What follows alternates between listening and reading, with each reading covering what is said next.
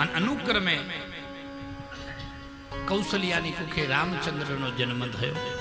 બોલો રામચંદ્ર મહારાજ કી. ચૈત્ર સુદ નમના દિવસે આ બાજુના અંજનીના ગર્ભથી ચૈત્ર સુદ પૂર્ણિમાના દિવસે હનુમાનજી મહારાજનો જન્મ થયો. બોલો શ્રી હનુમાનજી મહારાજ. કૈકેયીની કુખે ભરતજી જન્મ્યા અને સુમિત્રાની કુખે બે દીકરા જન્મ્યા, લક્ષ્મણ અને શત્રુઘ્ન.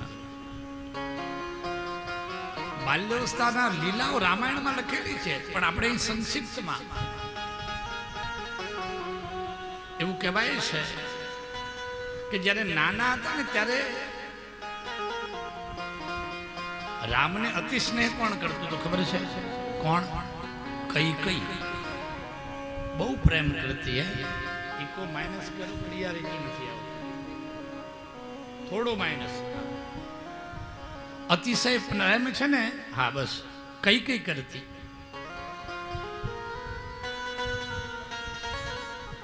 કહેવાય છે રામ નાના હતા તે સૂતા કોની જોડે ખબર છે? રામાયણ વાંચો, કૈકેયી માતાની જોડે જ સૂતા. એક દિવસે કૌશલ્યાએ આગ્રહ કર્યો કે મારો દીકરો છે પણ મારા જોડે તો સુવા દેતી નથી, આજની રાત મને આપી દે. તો કૌશલ્યા પોતાના દીકરાને લઈ અને કહેવાય છે પોતાના શયનખંડમાં સૂઈ તો ગયા, પણ અડધી મધ્યરાત્રિએ રોવાનો રુદનનો અવાજ સંભળાયો. કોઈ રડે છે એમ. કોણ રડે છે?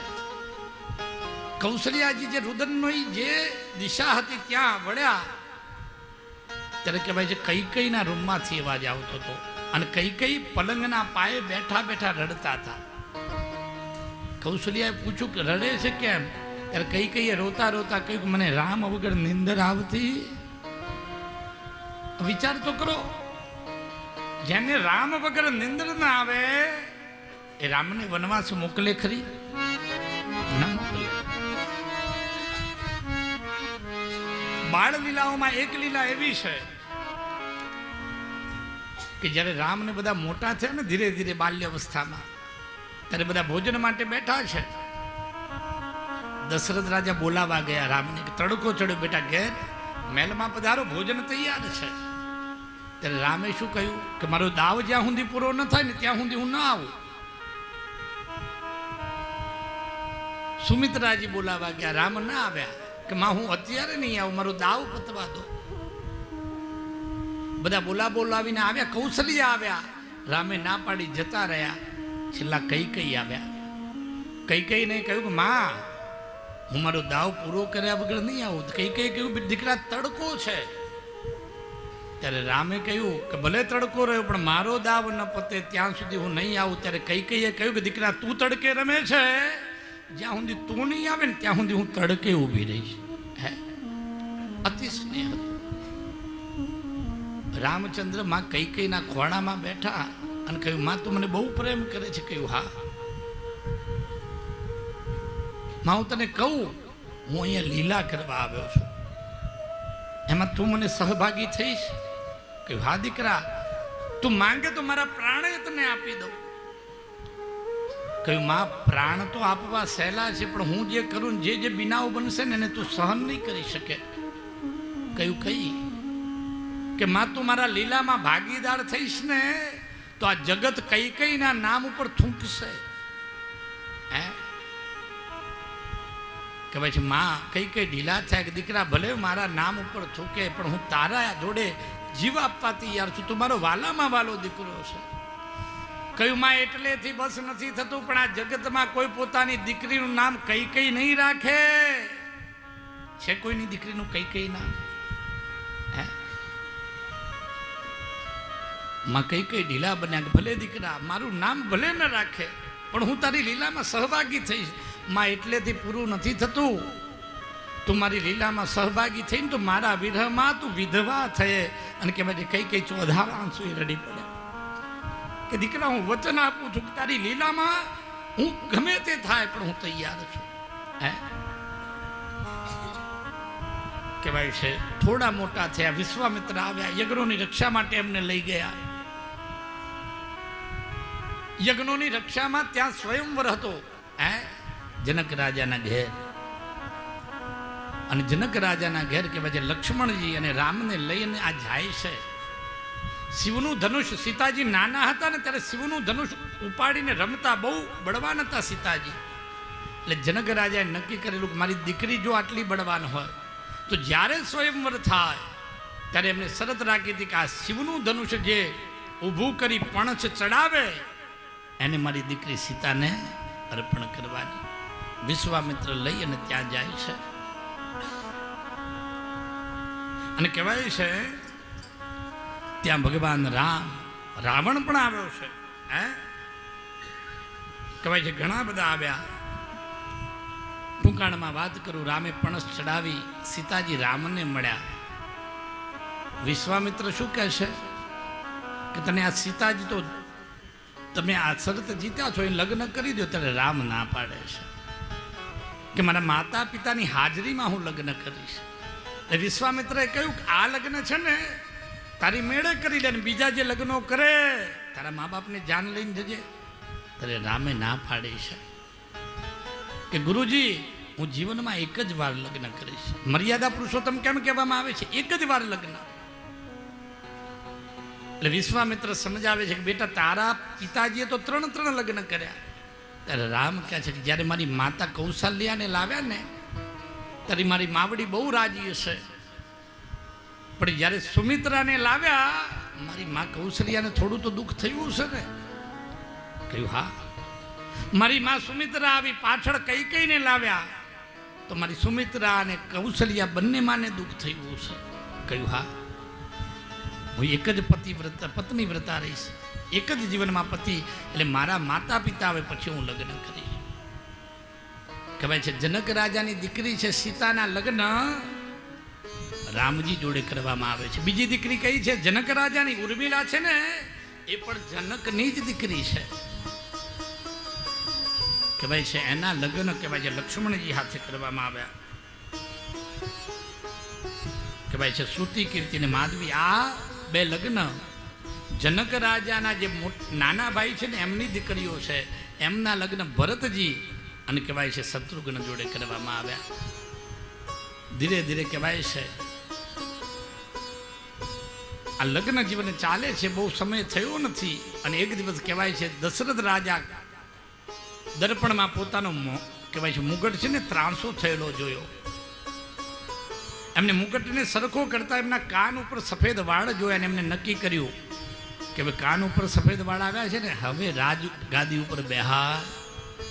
રામાયણ કે છે ભાઈ કાન ઉપર સફેદ વાળ આવે આ ઉપરના ભાગમાં, એટલે બધું છોડી દેવું.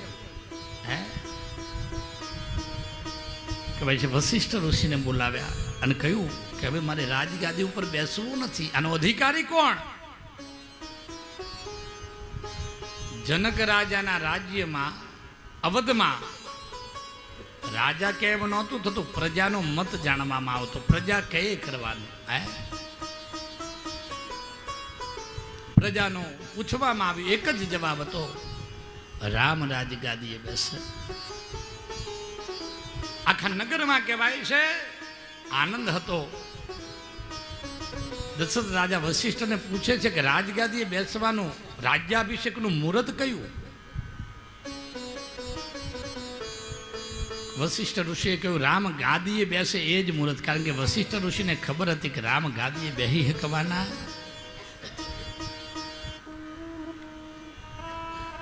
નગરમાં ચર્ચા ચાલે છે. બીજા દિવસે રાજગાદીએ બેસવાનો રાજ્યાભિષેક છે. નગરમાં ખબર છે ને કહેવાય છે દોડતી દોડતી કૌશલ્યાની દાસી કહેવાય છે કૌશલ્યા માના શયનખંડમાં ગઈને માં એ ખુશીના સમાચાર આપો. કયા?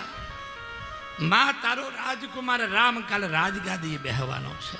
માં કૌશલ્યા રાજી થયા અને પોતાનો 9 લખો હાર દાસીને આપી દીધો. આ દાસી હાર લઈને નીકળીને એટલે મળી કૈકેયીની દાસી સામે. કૈકેયીની દાસીએ પૂછ્યું કે તને આ 9 લખો હાર? એટલે કૌશલ્યાની દાસીએ કહ્યું કે મારું હું જેની દાસી છું એ રાજમાતા કૌશલ્યાનો કાલે દીકરો રામ રાજગાદીએ બેહવાનો છે. અને મેં આ સમાચાર આપ્યા ને, માવડી એક રાજી થઈને મને આ નવલખો હાર આપ્યો. કહેવાય છે કઈ કઈના મનમાં લોભ જાગ્યો કે કદાચ મારી હું જેની રાજમાતા છે મારી કઈ કઈ, અને એનો પુત્ર જો ભરત રાજગાદીએ બેહવાનો હોત, અને મેં જો આ ભરતના સમાચાર કહેવાય છે જો કઈ કઈને દીધા હોત તો મને પણ આવો નવલખો હાર મળત. લીલા છે એક બાજુ, પણ યાદ રાખો તમને આ જગતમાં કૌશલ્યા નહીં મળે, પણ મંથરાઓ તો મર્યા વગર રહેશે. મંથરાઓ કદાચ સુમિત્રાને કોઈ નહીં ઓળખતો, પણ મંથરાને ઓળખો છો કે નહીં બધા? એને કહેવાય છે કઈ કઈના શયનખંડમાં ગઈ રોતી રોતી. કહ્યું માં મને બહુ દુઃખ થયું. શું થયું? કાલે રામ રાજગાદી બેસવાનો છે, એનો રાજ્યાભિષેક છે. માં કઈ કઈ પ્રસન્ન બન્યા કે મારો રામ રાજગાદીએ બેહે, એમાં રોવાની જરૂર નથી, આનંદ છે. કહ્યું માં મને એ વાતનું દુઃખ નથી, પણ તું કહે છે ને દશરથ તને વધારે સ્નેહ કરે છે, એ તારા રૂપને ચાહે છે, બાકી આ રાજગાદીએ બેહવાની વાત તો મહિનાઓથી ચાલે છે, પણ તને દશરથે કહ્યું નથી. કઈ કઈ કહે છે ભલે ન કહ્યું, પણ આજે મારો રામ રાજગાદીએ બેસે ને. કહ્યું માં તને ખબર નથી, રામ રાજગાદીએ બેસે રાજમાતા કોણ બનશે? કૌશલ્યા. અને પછી આપણને શાંતિથી રહેવા દેશે નહીં. આ જગતમાં મંથરાઓ ઘણી ફરતી હોય હો, તમને સાચી સમજણ ક્યારેય આપતી નથી, સાચી શિખામણ ક્યારેય આપતી નથી. એટલે જ લખ્યું છે તુલસી કહત મંદમતી મંથરા,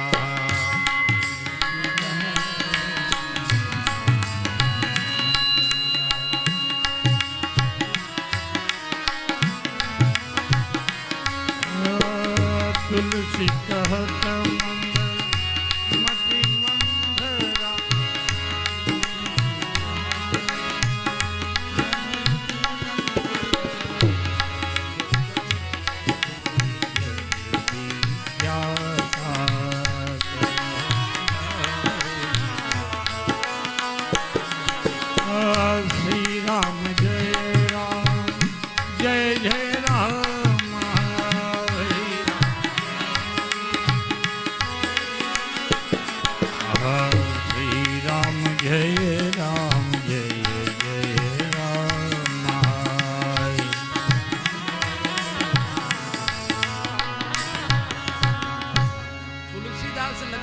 તુલસી કહત.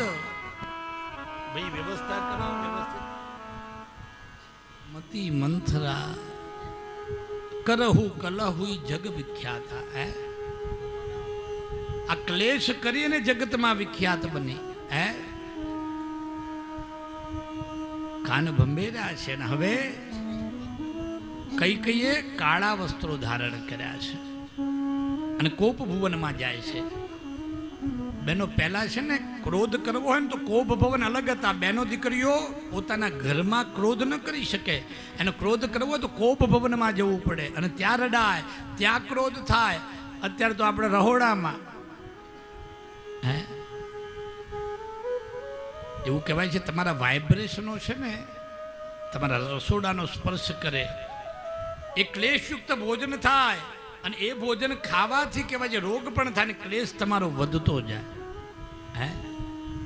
એટલે હરિસ્મરણ કરતા કરતા રસોઈ બનાવી અને રસોઈમાં ભક્તિ ભળી જાય તો એ ભોજન પ્રસાદ બને. કહેવાય છે કોપ ભવનમાં કહેવાય છે પધાર્યા છે. આ બાજુ દશરથ કહેવાય છે કઈ કઈ નામ